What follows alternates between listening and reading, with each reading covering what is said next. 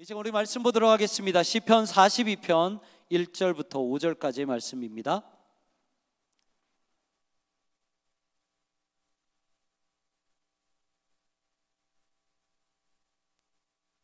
시편 42편 1절부터 5절까지 말씀, 5절의 말씀이기 때문에 저희가 한 목소리로 한번 읽어보도록 하겠습니다. 1절부터 같이 한번 읽겠습니다. 시작. 하나님이여, 사슴이 시냇물을 찾기에 갈급함같이 내 영혼이 주를 찾기에 갈급하니이다.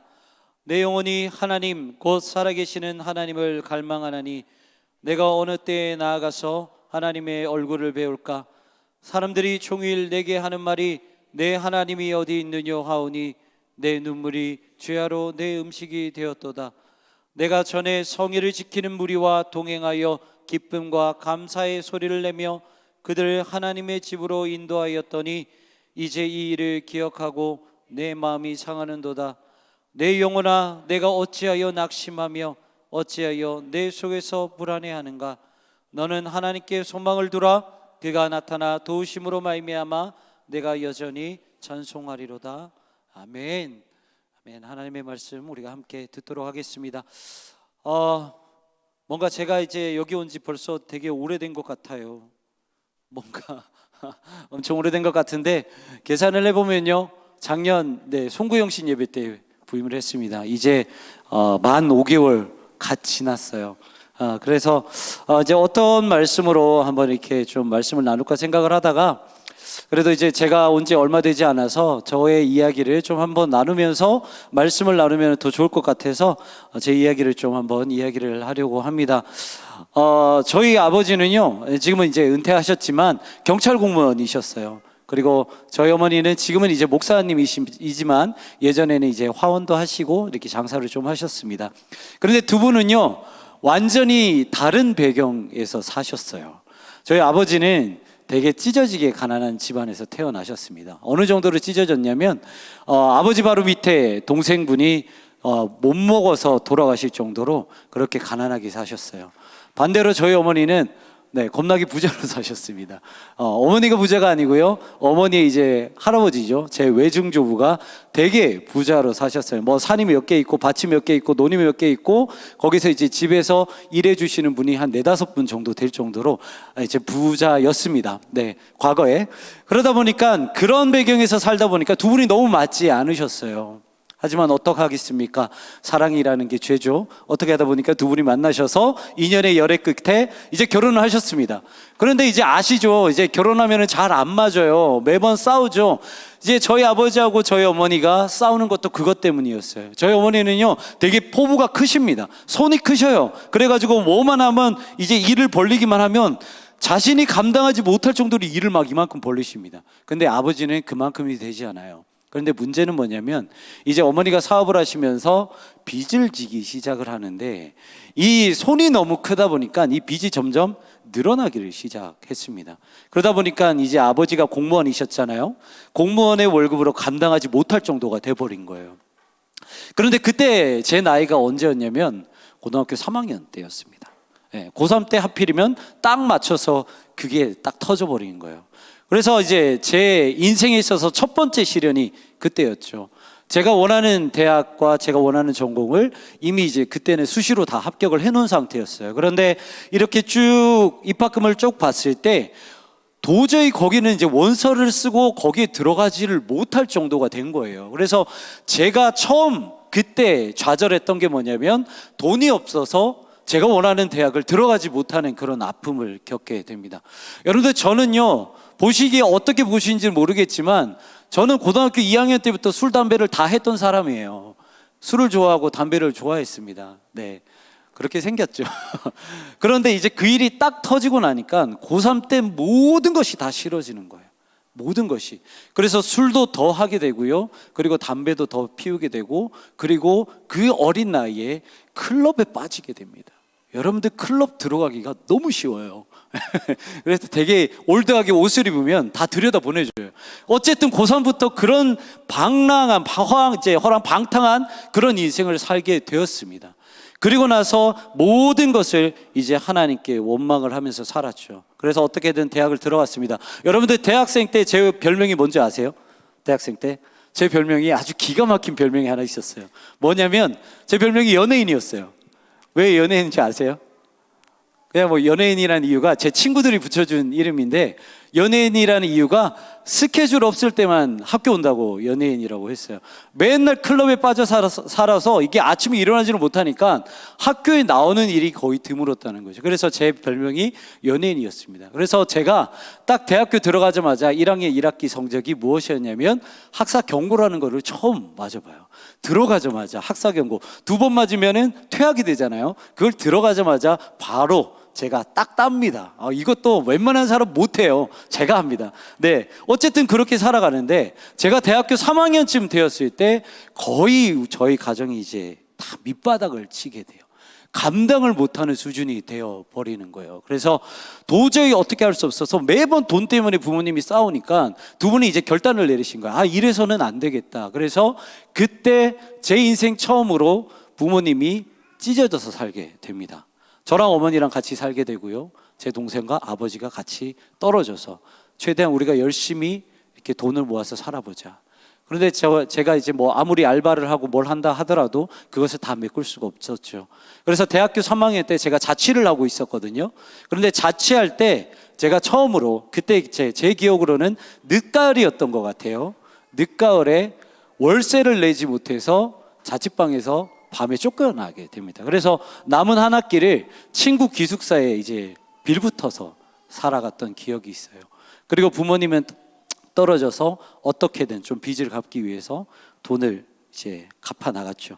저는 그때 너무 고통스러웠어요. 그러면서 되게 원망을 많이 했던 것 같아요. 하나님, 도대체 뭐가 문제여서 이렇게 좀 시간이 지나면 좀 괜찮게 좀 회복을 시켜 주시지, 뭐가 문제여서 계속해서 이렇게 바닥을 향해서 나가게 하십니까? 하나님께 너무 원망이 되더라고요. 그래서 그때부터 하나님께 멀어지기 시작을 했습니다. 그래서 하나님께 제가 그때 처음으로 기도를 했어요. 하나님은 살아계시지 않은 분입니다. 그런데 만약에 제 기도를 들으시고 만약에 하나님께서 살아계시는 분이라 한다면 당신은 무능한 존재이십니다. 제가 그렇게 처음으로 기도를 했어요. 그러면서 저는 철저하게 하나님을 버리는 인생을 살았습니다. 여러분들, 우리가 신앙생활을 하는 이유가 뭘까요? 여러분들은 신앙생활 왜 하십니까? 우리가 신앙생활 하는 거는요, 희망 때문이라고 생각을 해요. 우리가 절망 같은 이 세상 가운데에서 우리가 붙잡을 수 있는 그 유일한 동아줄이 하나님이시기 때문에, 우리가 고백하는 것처럼 도움의 손길이 하나님이시기 때문에, 유일한 희망이 하나님이시기 때문에 우리는 주님께 간절히 기도하면서 나아가죠. 저도 그랬어요. 저도 기도를 안 했겠냐고요. 집안이 완전히 무너졌을 때 저에게 제가 붙잡을 수 있는 분은 세상 그 어떤 사람도 아니었어요. 오직 하나님이었어요. 그래서 하나님을 붙잡고 얼마나 기도를 많이 했는지 몰라요. 하지만 하나님은 저에게 돌아오는 응답 없었어요. 응답을 해주지 않으셨어요. 그때부터 제가 하나님께 기댔던 그 희망은 원망으로 바꾸기 시작을 했습니다. 제가 하나님을 희망으로 삼으며 기도했지만 하나님이 제 기도를 들어주지 않으셨을 때 제가 유일하게 꿈꿨던 그 하나님을 통해 제 희망이 원망으로 바뀌게 되었다라는 것이죠. 여러분들, 이스라엘 백성들이요, 이 출애굽 사건을 기점으로 해서 살았던 장소가 두 곳이죠. 출애굽 전에는 이스라엘 백성이 어디서 살았죠? 애굽이라는 땅에서 살았어요. 그렇죠? 네. 너무 빨리 바라보지 마시고요, 대답을 좀 해주세요. 자, 그리고 출애굽하고 나서 이스라엘 백성 어디서 살았어요? 광야에서 살았어요. 그러니까 지금 이스라엘은요, 애굽과 광야에서 동시에 살았다고 봐도 무방합니다. 그러면 제가 한번 물어볼게요. 여러분들, 애굽이 희망이 있는 곳일까요? 아니면 광야가 희망이 있는 땅일까요? 그냥 딱 냉정하게 생각을 한번 해보세요. 애굽도 힘들고 광야도 힘들지만 애굽이 희망이 있는 곳일까요? 광야가 희망이 있는 곳일까요? 그냥 딱 놓고 보면 광야가 아니라 사실 애굽이에요. 성경이 그대로 기록이 되어 있습니다. 여러분들, 애굽에는 먹을 게 있어요, 없어요? 비록 종으로, 비록 노예로 살았지만 애굽에는 먹을 것이 있어요. 그리고 그들에게는 희망이 있었는데 무슨 희망이냐면 하나님께 부르짖을 때 우리는 반드시 하나님께서 벗어나게 해주실 거야 라는 희망을 가지고 살아갈 수 있었던 땅이 어디라고요? 애굽이라는 거예요. 하지만 그들이 출애굽이라는 놀라운 사건을 경험하고 막상 딱 광야에 나왔는데 그들 앞에 펼쳐진 게 뭔가요? 아무것도 없다는 거예요. 먹을 것이 있나요? 마실 것이 있나요? 갈아입을 옷이 있나요? 자신들을 지켜줄 사람이 있는 게 아니라 온갖 들짐승이 거기에 있었어요. 이것만 봤을 때 여러분들, 우리는 철저하게 봤을 때 애굽이 희망이 있는 땅이지 광야는 희망이 있는 땅이 아니었다라는 거예요. 그래서 출애굽기 16장 3절의 말씀을 보면 이렇게 기록이 되어 있어요. 제가 읽어드릴게요. 이스라엘 자손이 그들에게 이르되 우리가 애굽 땅에서 고기 가마 곁에 앉아있던 때와 떡을 배물리 먹던 때에 여호와의 손에 죽었더라면 좋았을 것을 너희가 이 광야로 우리를 인도해내어 이 온 회중이 줄여 죽게 하는도다. 이게 이스라엘 백성들의 원망이었어요. 여러분들, 왜 이 사람들이 이렇게 원망했는지 이해가 되십니까? 광야는 희망이 없는 땅이었기 때문이에요. 차라리 애굽에 있으면 우리가 조금이라도 먹고 살 수가 있지, 왜 우리를 하필이면 이 광야 같은 곳에 오게 만들어서 아무것도 보게, 아무것도 먹지 못하게, 아무것도 마시지 못하게 만드냐. 그렇다면 여러분들, 하나님의 인도하심이 잘못된 인도하십니까요? 하나님이 실수하신 건가요? 하나님이 잘못하신 걸까요? 아니죠. 우리가 성경을 통해 아는 것처럼 하나님은 단 한순간도 실수하지 않으십니다. 하나님께서 이스라엘 백성들을 출애굽시키셔서 광야로 인도하시는 그것이 잘못된 인도하심이 아니라는 거예요. 여러분, 왜 그렇습니까? 희망이 없는 광야 가운데서 하나님은 먹을 것이 없을 때 먹을 것을 주셨고, 마실 것이 없을 때 마실 것을 주셨고, 옷이 없을 때 옷을 해지지 않게 만들어 주셨기 때문이에요. 다시 말하면 희망이 없는 그 땅에, 꿈이라는 것을 꿈꾸지 못하는 그 절망스러운 광야 땅에 하나님께서는 애굽이 희망이 아니라 내가 너희의 진정한 희망이라는 것을 알려주시기 위해 출애굽시키셨다라는 거예요. 여러분들, 히브리서 11장의 말씀을 보면 우리가 너무 잘 알고 있는 믿음장입니다. 거기에서 믿음은 이렇게 정의를 하고 있죠. 믿음은 바라는 것들의 실상이고 보이지 않는 것들의 증거이다 라고 말을 하죠. 여러분들, 무슨 말입니까? 믿음은요, 우리 주변에 찾을 수 있는 것을 우리가 기도로 해서 그것을 얻을 수 있는 게 믿음이 아니에요. 믿음은 우리가 필요한 것을 하나님께 간구하면서 그 필요함을 우리가 얻어내는 것이 믿음이 아니라는 거죠. 여러분들 잘 기억하시길 바랍니다. 믿음은요, 희망이 없는 땅에서 오직 하나님만이 유일한 희망 되신다라는 것을 선포하고 고백하게 만드는 것이 바로 믿음이라는 거예요. 이해가 되시나요? 아무것도 바라볼 수 없는 그 땅에서, 아무것도 의지할 수 없는 그곳에서 오직 하나님만이 나의 유일한 희망 되신다라는 사실을 고백하는 것이 바로 믿음이다라는 것입니다. 여러분, 그때 광야라는 현실은요, 우리에게 아까도 말씀드린 것처럼 아무것도 줄 수 없습니다. 그리고 이스라엘 백성이 40년 동안 광야를 떠돌아다녔던 것처럼 저희 역시나 오랜 세월을 그렇게 다닐 수밖에 없다라는 것이죠. 하지만 여러분들이 꼭 기억하셔야 되는 것은 여러분들 가운데 하나님이 유일한 희망 되신다라는 그 믿음이 생기기를 소망합니다. 여러분들 꼭 기억하시길 바랍니다. 하나님을 원망할 수 있는 상황, 하나님을 원망할 수밖에 없는 상황에서 원망하는 것은 당연하지만, 하나님을 원망할 수밖에 없는 상황에서 하나님을 갈망하는 것은 은혜라는 것입니다. 우리를 흔들 때 우리가 흔들리고 우리의 마음이 낙심한 것은 여러분들, 하나님이 잘못된 것이 아니라 우리가 연약하기 때문에 우리가 낙심하는 거예요. 하나님은 변함이 없으신 신실하신 하나님이십니다. 그분의 인도하심은 단 한순간도 변함이 없으셨던 거예요. 하지만 우리가 연약했기 때문에 우리는 낙심할 수밖에 없습니다. 하지만 우리가 그 모든 연약함을 인정하고 유일한 희망 되신 하나님을 의지하며 나아갈 때 우리는 아무리 큰 원망이라 할지라도 그 순간에 우리는 하나님을 갈망할 수 있다라는 거예요. 여러분, 우리가 오늘 읽은 시편 42편은요 다윗이 압살롬을 피해서 도망칠 때 그 이야기를 기록한 시편입니다. 여러분들, 다윗은 우리가 알죠. 이제 이스라엘의 가장 위대한 왕입니다. 가장 칭송받는 왕이었어요. 그런데 그 인생을 조금씩 이제 뜯어보면 그 인생이 얼마나 고통스러웠는지 몰라요. 너무 고통스러운 인생이었어요.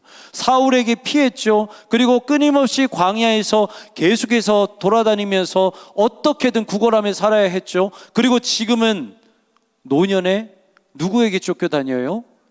아들 압살롬에게 쫓겨다녀요. 여러분, 다윗은요, 아무리 잘 나가는 왕이라 할지라도 그 가정부터 사실 콩가루 집안이었어요. 그 안에서 자식들이 강간하고 자식들이 살인을 일으키는 그 집안이 바로 다윗의 집안이었습니다. 여러분들, 어느 날 이 첫째 아들, 다윗의 첫째 아들 암논이 다윗의 그 딸인 다말이라는 그 딸을 보고 한눈에 반해버려요. 그리고 그 딸을 강간을 하죠. 강간을 하고 아내로 취하면 모르겠는데 강간하고 그냥 버려버립니다. 그런데 그 사실을 누가 듣게 되냐면 바로 압살롬이라는 그 아들, 셋째 아들이 듣게 돼요. 너무 화가 나죠. 왜냐하면 암논과 다말은 배다른 형제였거든요. 그래서 자신의 누이를 강간했던 암논을 찾아가서 암논을 죽이게 됩니다. 그리고 압살롬은 아버지 다윗이 무서워서 도망가게 돼요. 그런데 그 이후부터 다윗과 압살롬의 관계는 급속도로 멀어지게 됩니다. 그런데 문제는 뭐냐? 이 관계가 무너지면 상관이 없는데 압살롬이 그때부터 무엇을 계획을 하냐면 아버지 다윗을 쫓아내기로 결심을 해요. 쿠데타를 계획을 하게 됩니다. 그리고 다윗이 했던 것처럼 똑같이 유대 땅에서 먼저 왕으로 등극을 하고 온 이스라엘의 사람들의 마음을 얻어서 자신이 왕이 된 다음에 다윗을 쫓아내는 그런 모습을 보이죠. 그래서 결국 다윗은 노년에 자신이 사랑하는 압살롬에게 쫓기게 되는 그런 인생을 살아가게 됩니다. 오늘 보면 1편에 이제 42편 1절에 보면요, 이 시편 기자는 다윗의 이런 고통스러운 모습을 무엇에 비유하고 있습니까? 사슴이라는 동물에 비유하고 있어요. 여러분들, 사슴이라는 동물을 그냥 비유한 것이 아닙니다. 이스라엘에 사슴이 이제 많았는데 왜 사슴이라는 동물에 비유를 했냐면 사슴은요 되게 다혈질이었어요. 다혈질에다가 몸에 열이 많은 동물이었어요. 그런데 이 열을 어떻게 식혀주냐면 계속해서 끊임없이 물을 마셔줘야 했다는 거죠. 그리고 여러분들, 사슴이 맹수인가요, 아닌가요? 맹수가 아니죠. 항상 도망 다녀야 했던 동물이 바로 사슴이었습니다. 그런데 문제는 뭐냐면 이스라엘 땅이 여러분들 옥토예요, 아니에요? 이스라엘 땅에는 옥토가 아니에요. 비를 내리면 비를 흡수하지 못하는 땅이에요. 그래서 우기가 아니면 다른 모든 계절은 그냥 건기처럼 메마른 땅이 될 수밖에 없었던 땅이 이스라엘이에요. 그렇기 때문에 이 사슴이라는 동물이 살아가기에는 이스라엘이라는 땅이 너무나도 어려운 땅이었다는 거죠. 작은 우물이 있으면 목이 말라서 가야 되는데 언제든지 자신을 잡아먹으려고 하는 맹수가 언제 나타날지 모르기 때문에 항상 그 눈치를 봐야 돼요. 여러분들, 사슴이라는 동물이 정말 괴로운데 이제 물을 많이 마시지 못하잖아요. 그러면 이 사슴이 이 혓바닥이 되게 얇다고 해요. 그래서 물을 많이 마시지 못하면 혓바닥이 입 천장에 달라붙어서 되게 고통스러워 하면서 그렇게 죽는다고 합니다. 그런데 항상 도망 다녀야 되는 동물이죠. 시편 기자가 다윗의 인생을 사슴이라고 표현한 이유가 바로 이거였어요. 다윗은요 항상 영적인 그런 메마름이 있었습니다. 하나님을 간절히 찾고자 하는 그 메마름이 있었지만 항상 다윗은 아들 압살롬에게 도망 다녀야 됐어요. 정말 영생수 같은 그 하나님의 말씀을 듣기 위해서 성전에 가고 싶지만 압살롬이 거기에 지켜있기 때문에 그는 그 예배를 드리고 싶어도 그 자리 가운데 가지 못했다라는 것이죠. 그런데요, 오늘 본문을 보니까 다윗의 고통은 그것이 끝이 아니었어요. 3절과 4절 말씀 한번 보여주시겠어요? 오늘 보면 3절과 4절 말씀을 보면 뭐라고 기록되어 있냐면 3절 말씀에 이렇게 기록되어 있죠. 사람들이 종일 내게 하는 말이 내 하나님은 어디 있느뇨? 라고 말을 합니다. 이제 아들이 아니고요, 자신 주변에 있는 사람들이 또 공격하기 시작합니다. 사람들이 뭐라고요? 너가 섬기는 하나님이 어디 있느냐라고 말을 합니다. 그런데 기가 막힌 게 이 사람들이 누구라고 말을 하고 있냐면 4절에 이렇게 말을 합니다. 4절 말씀에 내가 전에 성회를 지키는 무리와 동행하여 기쁨과 감사의 소리를 내며 그들을 하나님의 집으로 인도하였더니. 여러분들 기가 막히지 않습니까? 다윗의 입장에서 생각해 보십시오. 아들이 자신을 죽이려고 해요.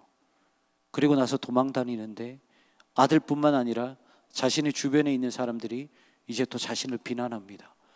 너가 그렇게 하나님을 열심히 찬양하고 예배했는데 네가 섬기는 하나님 어디 있느냐.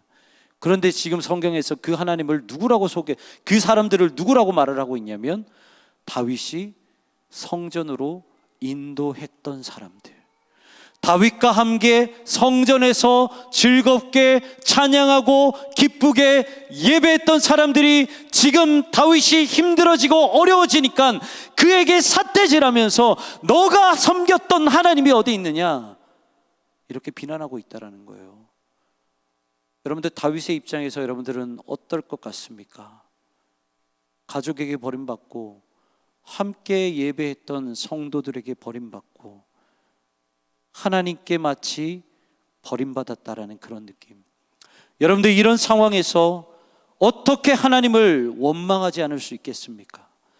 이런 상황에서 어떻게 다윗은 하나님은 없습니다, 하나님은 무능력한 존재입니다, 이렇게 말을 하지 않을 수 있겠냐라는 거죠. 하지만요, 다윗이 정말 대단한 게 다윗은 그렇게 원망하지 않았다라는 거예요. 목이 타들어가고 혀가 입천장에 붙을 만큼 고통스러운 그 상황에서도 하나님을 외면하지 않았어요. 그런데 이렇게 다윗이 버틸 수 있었던 이유가 무엇일까? 그 이유는 단 한 가지밖에 없습니다. 한번 따라해 볼까요? 하나님을 만난 경험, 하나님께 받은 은혜. 다윗에게는 그게 있었어요. 다윗은 지금 말도 안 되는 고통을 겪었지만 다윗을 유일하게 붙잡아 줄 수 있었던 것은 단 하나, 하나님을 과거에 만났던 그 경험이 있었기 때문에, 과거에도 나를 끝까지 붙잡아 주셨던 그 하나님의 은혜가 있었기 때문에. 여러분들 다윗의 인생을 뒤로 한번 되돌아봅시다. 다윗이 어떤 인생을 살았나요? 골리앗을 죽여서, 사울은 천천히요, 다윗은 만만히요. 자신이 죽이고 싶어서 죽였나요? 그리고 자신은 당연히 이스라엘의 편에 들어서 블레셋을 싸워서 이길 수밖에 없었어요. 다윗에게는 아무런 잘못이 없었습니다. 하지만 그는 아무 이유 없이 사울에게 쫓겨 다녀야만 했어요. 목숨을 걸고 도망 다녀야 했다는 거죠. 그리고 다윗에게 함께 모인 600명을 어떻게든 먹여 살려야 하는 그 인생이 다윗의 인생이었어요. 그런 인생에서 다윗은 경험했다는 거죠. 단 한순간도 외면하지 않으셨던 하나님 아버지의 은혜. 다른 사람은 다 자신을 외면해도 그때까지도 자신을 붙잡고 계시고 외면하지 않으셨던 그 하나님의 은혜를 다윗은 알고 있었다는 거예요.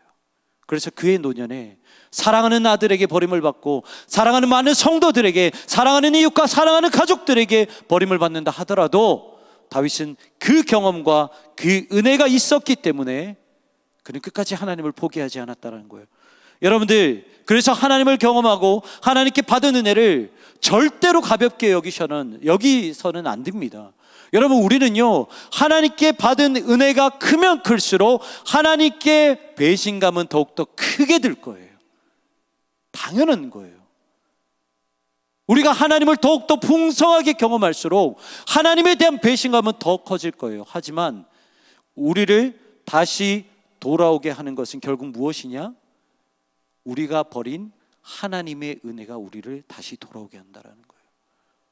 우리는 아무것도 생각하지 않고, 하나님의 은혜가 중요하지 않고, 하나님을 경험했던 그 경험이 중요하지 않다라고 할지라도 그 경험과 그 은혜가 결국은 우리를 붙잡아 주고 있다라는 것이죠.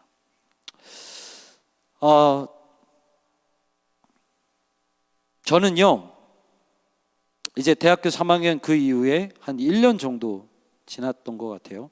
제가 교통사고가 난 적이 있습니다. 교통사고 나서 이제 앰뷸런스에 실려서 이제 병원 응급실에 간 적이 있어요. 그때 교통사고 처음 났어요. 그래서 이제 정신없이 그냥 실려서 갔습니다.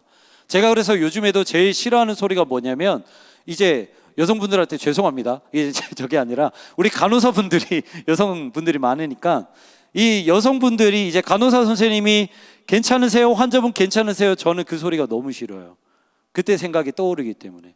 그래서 이제 교통사고가 나서 이제 앰뷸런스에 실려서 이제 병원에 갔는데 당연히 이제 부모님이 그 소식을 듣고 오게 되죠.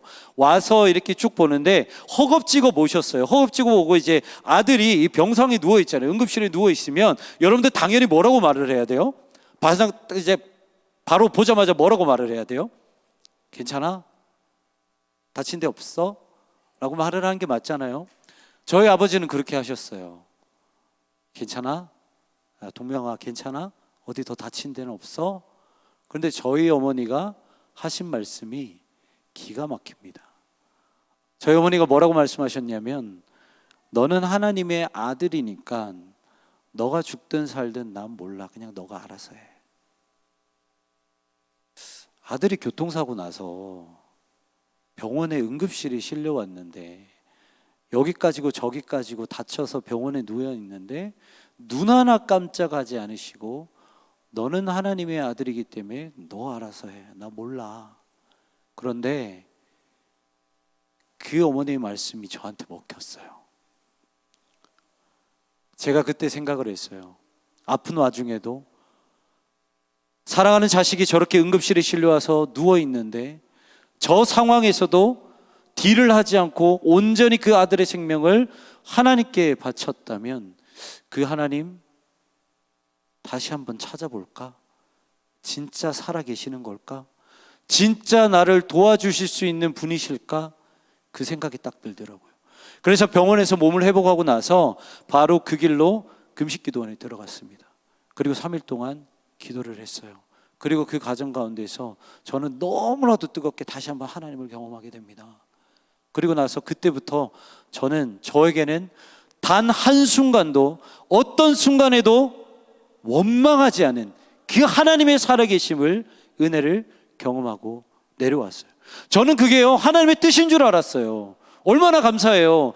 지금까지 이렇게 나를 고생하고 우리 가족을 고생시킨 이유가 바로 이거였구나. 하나님의 뜻이 이거였구나. 내가 어떤 상황에서도 원망하지 않고 하나님을 끝까지 고백하게 만드셨구나. 저는 이게 하나님의 뜻인 줄 알았거든요.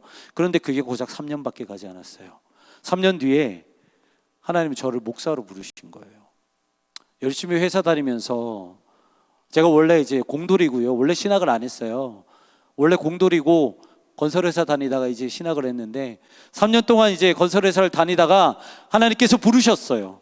너 목사해라. 근데 부르심이 너무 강한 거예요. 여러분들 저희 집안이 어떤 집안이냐면요, 저희 집안 진짜 재미없는 집안이에요.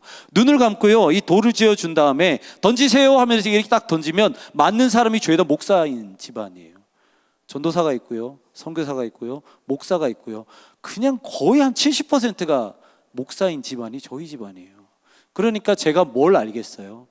목사는 돈이 안 된다는 걸 알아요. 목사는 진짜 힘든다는 것을 알아요. 그래서 하나님께 너무 뜨거운 부르심을 받아서 6개월 회사에 사표를 냈어요. 어쩔 수가 없으니까 사표는 냈습니다. 그런데 너무 신학을 하기 싫은 거예요. 그래서 6개월 동안 백수로 살게 돼요. 아무것도 못하고 수염 진짜 막 이렇게 길어서 아무것도 못하고 백수로 삽니다.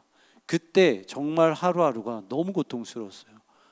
제 자신이 아무것도 아닌 것처럼 느껴졌고 진짜 거짓말하지 않고 매일매일 울었던 것 같아요. 버스만 타도 울고 택시만 타도 울고 혼자 걸어오는 길에 울고 도대체 하나님 왜 저를 목사로 부르십니까? 다른 사람들 너무나도 많은데 저희에게 이렇게 한 번만 그냥 고통스럽게 했으면 됐지. 힘이 다 빠지는 거예요. 힘이 다 빠진 거예요. 결국 그 대답을 알지 못하고 신대원에 들어갔습니다. 그런데요, 이렇게 신대원 1학년 때 제가 이렇게 사역을 하는데, 제가 이제 1학년 때 신대원 다닐 때 사역을 했던 곳이 이제 온누리 교회였어요. 온누리 교회에서 이제 사역을 하는데 정신없이 이렇게 막 사역을 하는 도중에 제가 문득 누가 불러서 그런 것도 아닌데 사역을 정신없이 하는 도중에 제가 제 스스로를 보게 되더라고요. 그러면서 어떤 마음이 들었냐면, 사역을 하는데 몸은 너무나도 고되고 너무나도 힘든데 너무 기뻐하는 제 모습을 그때 발견하게 되었어요. 그러면서 저도 모르게 제 입술에서 하나님 감사합니다라는 고백이 나오게 되더라고요. 누가 시켜서 그런 게 아니라, 제가 기도하는 과정 가운데 그러는 것이 아니라 그냥 아무 생각 없이 나에게 맡겨진 그 사역을 감당하는 도중에 그 마음이 들었다는 거예요. 그때 생각이 들었습니다. 아, 하나님이 나에게 행하신 그 뜻이 이거였구나. 희망이 없는 그곳에서, 원망밖에 할 수 없는 그곳에서 유일한 희망 되신 하나님을 알게 하시기 위해서 우리 가정 가운데 그렇게 고통을 주셨고, 그리고 그 희망, 그 복음을 전하기 위해 나에게 또 한 번의 시련을 주셨구나. 아, 이것이 하나님의 큰 그림이었구나. 나를 향해서 하나님께서 주신 그 뜻이었구나. 그때 그것을 깨닫게 됩니다. 여러분들, 이 그림, 하나님의 큰 그림을 알기 위해서 제가 몇 년 동안 이 고난을 겪은 줄 아십니까? 이 하나님의 큰 그림을 보기 위해서 무려 11년 동안 고통을 겪었어요. 하나님께서 저를 위해 계획을 짜 놓으신 그 판을 보기 위해 11년을 지냈습니다. 저는 11년이 지나고 나서 이 그림을 알 수 있게 되었어요. 여러분들, 하나님께서는 우리에게 이렇게 말씀하셨습니다. 이사야서 55장 8절과 9절 말씀 제가 읽어드립니다. 여러분들 잘 아시는 말씀입니다. 이는 내 생각이 너희의 생각과 다르며 내 길은 너희의 길과 다름이니라. 여호와의 말씀이니라. 이는 하늘이 땅보다 높음같이 내 길은 너희의 길보다 높으며 내 생각은 너희의 생각보다 높음이니라. 아멘. 하나님의 생각은요, 우리와 비교할 수 없이 높으십니다. 하나님의 뜻은요, 우리와 비교할 수 없이 높으십니다. 그렇기 때문에 우리는 하나님의 큰 그림을 감히 볼 수 없다는 거죠. 하지만 여러분들 기억하셨으면 좋겠습니다. 우리가 비록 하나님의 큰 그림을 지금 이 순간 당장 보지는 못하시지만, 그렇다고 해서 하나님이 여러분들의 인생을 위해서 일하고 계시지 않는다는 것은 아니라는 거예요. 지금도 하나님은 여러분들의 인생을 설계하고 계시고 여러분들의 인생을 위해 일하고 계시다라는 것입니다. 그렇다면 우리는 하나님의 뜻을 알아가야 하는 과정 가운데서 어떻게 하면 하나님을 원망하지 않고 버틸 수 있을까? 우리 오늘 본문 5절 말씀 같이 한번 읽어볼까요? 본문 5절 말씀입니다. 시작. 내 영혼아,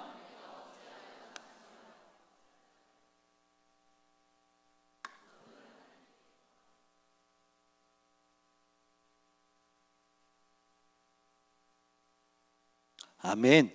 다윗은요, 이렇게 고백을 하고 있습니다. 자신이 흔들릴 때마다 다윗은 어떻게 고백을 했냐면, 5절 말씀 계속 띄워주세요. 다윗은 스스로의 영혼에게 선포했어요. 내 영혼아, 너는 두려워하지 말라, 흔들리지 말라, 깨어서 일어나라. 그리고 두 번째, 연약한 내 마음 속에서 불안해하지 마라. 너 스스로를 의지하지 마라. 그리고 세 번째, 오직 신실하고 변함없으신 하나님 안에서 너는 소망을 두어라. 그러면 네 번째, 그렇다면 반드시 하나님이 너를 도우실 것이고 너는 결국 하나님을 찬양하게 될 것이다. 아멘. 여러분들 믿으십니까? 다윗이 선포했던 것처럼 우리도 우리 스스로에게 선포해야 합니다. 너는 두려워하지 마라. 너는 깨어라. 너는 정신 차려라. 그리고 너 스스로에게 의지하지 말고 너는 오직 신실하신 하나님만 의지해라. 그래서 하나님께로부터 소망을 두어라 라고 고백을 하고 있다라는 것입니다. 사랑하는 성도 여러분, 하나님을 원망할 만한 상황이 되었든 희망이 없는 광야의 길을 걸어가는 상황이 되었든 절대로 신실하신 하나님을 원망하거나 외면하지 마십시오. 오직 유일한 하나님만이 여러분들의 소망이요 희망이 되시기 때문입니다. 그렇기에 우리도 다윗처럼 선포하셔야 합니다. 제가 마지막으로 이제 이 이야기를 해드리고 이제 찬양하며 기도할 텐데요. 제가 지난 교회 이제 이 교회 전에 섬겼던 교회에서 6년 동안 이제 교구 사역을 하면서 유일하게 딱 한 분 정말 마음 아픈 분이 계셨어요. 이제 한 여자 집사님 가족인데 그 집사님 가족은 이제 4명이었어요. 참 어렵게 사시는 가족입니다. 남편 집사님은요, 두 눈이 멀었어요. 앞이 안 보이세요. 네. 그리고 여자 집사님은 다리가 양쪽이 다 안으로 비틀어지셨어요. 걷는 게 너무 힘들어서. 그래서 수술을 받으셨는데 그 수술도 제대로 되지 않아서 철심을 받고 사셨어요. 그리고 아들 둘이 있는데 첫째 아들은 몸이 너무 약해서 머리가 아파서 심심하면 쓰러지는 친구였어요. 그리고 둘째 아들은 당뇨 합병증으로 오른쪽 발목을 절단했어요. 제가 이 가정에 가서 기도할 때마다, 제가 6년 동안 교구 사역을 하면서 제일 많이 전화했던 분이 바로 그 가정이에요. 가서 신방해 줄 때마다 눈물이 안 나온 적이 한 번도 없었어요. 제가 그 가정의 일원도 아니었는데 매번 기도해 주고 예배 드리고 나올 때마다 제 마음속에 항상 그 생각이 들었어요. 하나님, 도대체 뭐가 문제예요? 도대체 하나님 뭐가 문제인데 정말 이 말도 안 되는 고통이 이 가정 가운데 끊임없이 일어나고 있습니까? 30년이 지나셨어요. 이 고통을 경험한 지가. 지금까지도 끝나지 않았습니다. 그런데요, 그분은 정말 대단한 게 끝까지 포기하지 않았어요. 그 불편한 다리를 이끌고 새벽 예배에 나오시고, 그 불편한 다리를 이끌고 예배 항상 앞에 나오셨어요. 여러분들, 다윗처럼요 비난받지 않았을까요? 참 이 교회의 모습 중에서 정말 마음 아픈 것 중에 하나가, 연약하고 부족하면 뭔가 더 감싸주고 이래야 되는데 뜻하지 않게 비난하고 상처 주는 그런 일들도 교회 안에서 일어나는 거예요. 몸이 힘들어서 예배 나오는 것도 힘든데 그 집사님은 교회 안에서도 상처를 참 많이 받으셨습니다. 그런데 절대로 포기하지 않으셨어요. 제가 감히 말씀드리면 그 집사님은 사실 하나님의 뜻이 언제인지, 하나님의 그 그림이 무엇인지 어떻게 보면 평생 모르실 수도 있어요. 도대체 하나님 그 가정을 위해 어떤 그림을 그려 놓으셨습니까? 살아계실 때 안다 그러면 그게 정말 은혜죠. 그런데 모를 수도 있어요. 하지만 중요한 것은 그런 광야 같은 인생 가운데에서 끝까지 하나님을 포기하지 않으셨다라는 것이죠. 헬무트 틸리케라는 신학자가 이렇게 말을 했습니다. 잘 들어보세요. 너무 제 마음에 와닿은 말씀이어서. 고난은 하나님의 약속과 모순되지 않으며 그분은 고난까지도 모두 계산하고 계신다. 다시 한번 말씀드릴게요. 고난은 하나님의 약속과 모순되지 않으며 그분은 모든 고난까지도 계산하고 계신다. 여러분들, 우리가 외로울 때가 많아요. 광야를 걸어가는 것처럼 고통이 오지만, 고난이 오지만 하나님께서 아무런 응답을 주시지 않을 때가, 그래서 외로울 때가 많고 고통스러울 때가 많습니다. 하지만 이 헬무트 틸리케라는 신학자는요, 하나님은 그 모든 고난까지도 다 계산하고 계시다라는 거예요. 하나님의 손바닥 위에 너가 고통받는다고 해가지고 하나님께서 이 사람을 외면하는 것이 아니라 고통받는 그 인생까지도 다 하나하나 계산하고 계시다라는 겁니다. 그 하나님을 신뢰하면서 우리가 찬양했으면 좋겠습니다. 이 시간 우리가 기도하기 전에 찬양할 때 길을 만드시는 분 찬양할 텐데요, 주님은 이곳 가운데 함께 하시고 주님은 우리 가운데 운행하시고 세계를 만드시고 큰 기적을 행하시고 약속을 지키시고 어둠 가운데 빛이 되시는 분이십니다. 이 시간 우리가 그 하나님을 찬양하며 나아가도록 하겠습니다. 주 여기 운행하시네, 주 경배해, 주 경배해. 주 여기 역사하시네, 주 경배해, 주 경배해. 한 번 더요. 주 여기 운행하시네, 주 경배해, 주 경배해. 주 여기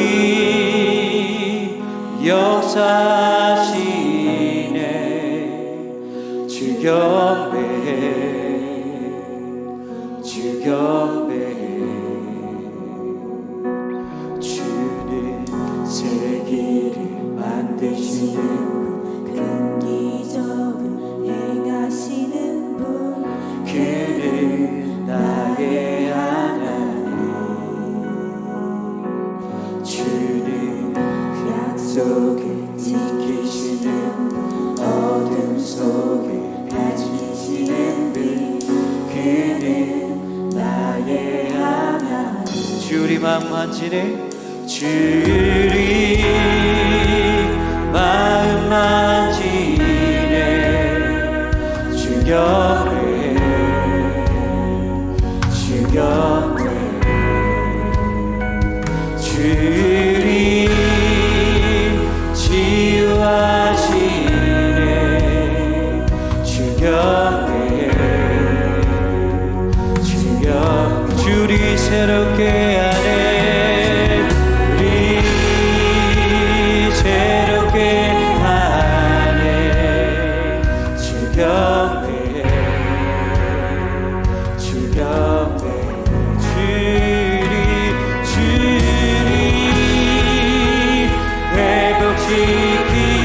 회복시키네 주 경배해 주 경배해 주님 새 길을 만드시는 분 큰 기적을 행하시는 분 그는 나의 하나님 주는 약속을 지키시는 분 어둠 속을 밝히시는 분 그는 나의 하나님 주는 새 길을 만드시는 분 큰 기적을 행하시는 주 그는 나의 하나님 주는 약속을 지키시는 분 어둠 속을 밝히시는 분 그는 나의 우리 고백합시다 그는 하나님 그는 하나님 그는 하나님 그는 하나님 그는 하나님 그는 하나님 그는 하나님 그는 하나님 그는 하나님 그는 하나님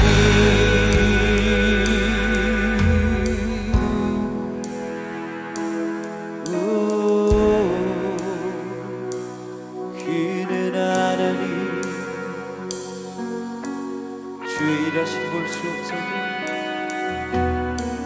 주의 일하심 볼 수 없어도 주의 일하심 알 수 없어도 주는 결코 멈추지 않네 주는 결코 멈추지 않네 주의 일하심 볼 수 없어도 주의 일하심 알 수 없어도 주는 결코 멈추지 않네 주는 결코 멈추지 않네 주의 일하심 볼 수 없어 아멘 일하심 알 수 없어도 주는 결코 멈추지 않네 주는 결코 한 번 더 주의 일하심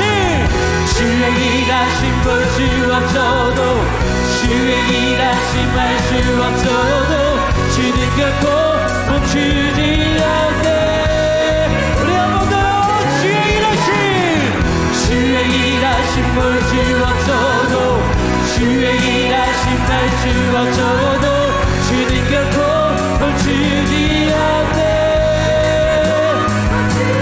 주는 새 길을 만드시는 분 큰 기적을 행하시는 분 그는 나의 하나님 주는 약속을 지키시는 분 그 약속을 밝히시는 분 그는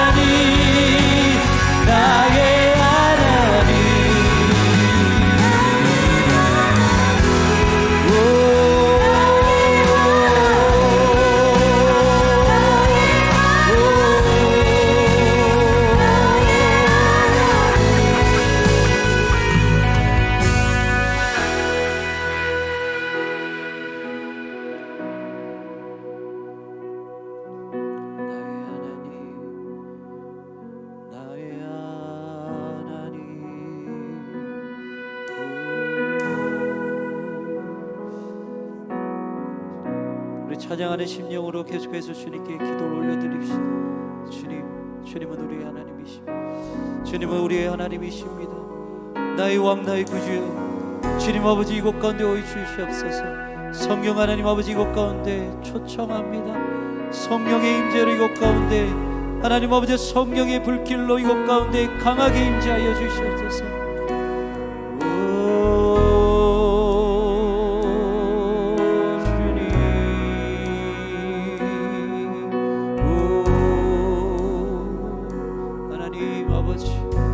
주님 아버지 앞에 우리 모든 것을 올려드리고 연약한 마음을 올려드리고 연약한 모든 모습을 올려드리고 주님 아버지 모든 것을 올려드립니다. 주님, 우리 이 시간 기도했으면 좋겠습니다. 하나님 아버지, 말씀을 가지고 우리가 기도합니다. 우리의 연약함 때문에 주님을 원망했던 그 모습이 남아있다면 하나님 아버지, 이 시간 우리가 회개하며 나아가오니 하나님 우리의 마음을 다시 한번 정결케 하여 주시옵소서. 회개하는 심령 가운데 하나님 아버지 은혜를 베풀어 주시옵소서. 성령 하나님 아버지 이것 가운데 자정하여 주셔서 거짓된 우리의 모든 악한 영혼을 태워주시옵시고 하나님 아버지의 그런 영을 닮은 자로서 거듭나는 예배자로서 거듭나게 하여 주시옵소서. 이 시간 주님의 이름 한번 부르고 기도하며 나아갑니다. 주여, 주님, 하나님 아버지 이것 가운데 주님 어제 성령의